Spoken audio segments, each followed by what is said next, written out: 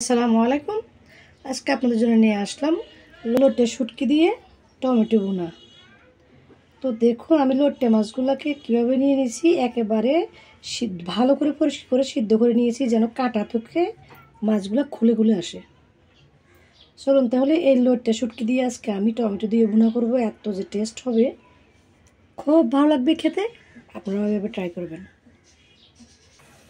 দিয়ে দিলাম চুলায় একটা হাঁড়ি, তার মধ্যে দিয়ে দিচ্ছি সয়াবিন তেল। আপনারা চাইলে সরষের তেল দিতে পারেন।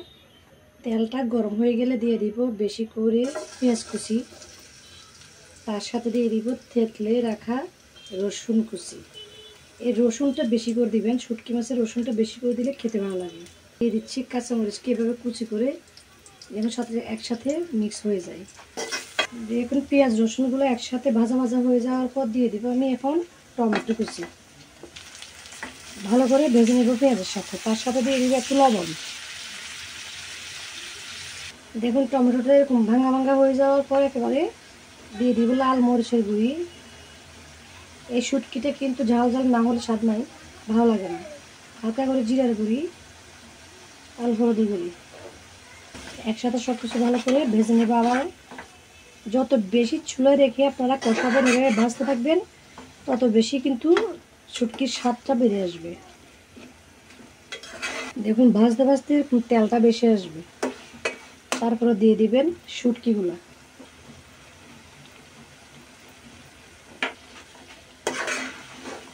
শুটকিগুলো দিলে ভালো করে টমেটোর সাথে মিশিয়ে দিচ্ছি আমি। ঢাকনা দিয়ে ঢেকে রাখবো 2-3 মিনিট এভাবে।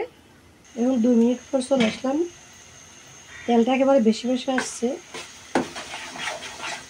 শুটকিগুলোকে এভাবে ভেঙে দিবেন, কিন্তু গোটা যেন শুটকি না থাকে, ভেঙে দিলে খেতে ভালো লাগবে। করে সব কিছু একসাথে সিদ্ধ হওয়ার জন্য আমি সামান্য একটু পানি দিচ্ছি যেন পুড়ে না যায়, এই কারণে। আবারও ঢাকনা দিয়ে দিচ্ছি 2 মিনিটের জন্য। 2 মিনিট পর ফিরে আসবো। দেখুন তেলটা একেবারে ভালো করে বেশি চলে আসছে। তার সাথে দিয়ে দিব ধনেপাতা, বেশি করে ধনেপাতা দিবেন, খেতে যে এত ভালো লাগে। এইভাবে লোটে শুটকি টমেটো দিয়ে এইভাবে ভুনা করলে খেতে খুব ভালো লাগে। ধনেপাতা ডাঁটাগুলো সিদ্ধ হওয়া পর্যন্ত অপেক্ষা করতে হবে। এবার চুলা থেকে নামিয়ে নিতে লোটে শুটকি ভুনা। চুলা থেকে নামিয়ে নিয়ে আসলাম লোটে শুটকি ভুনা। আপনারা যারা এখনও লোটে শুটকি এভাবে ভুনা করে খান নাই, অবশ্যই এভাবে ট্রাই করবেন। এত যে টেস্ট হয় গরম ভাতের সাথে খেতে খুব ভালো লাগবে। এখন কিন্তু সব কিছুর দাম একেবারে কম, টমেটো বলেন ধনেপাতা বলেন সব কিছু।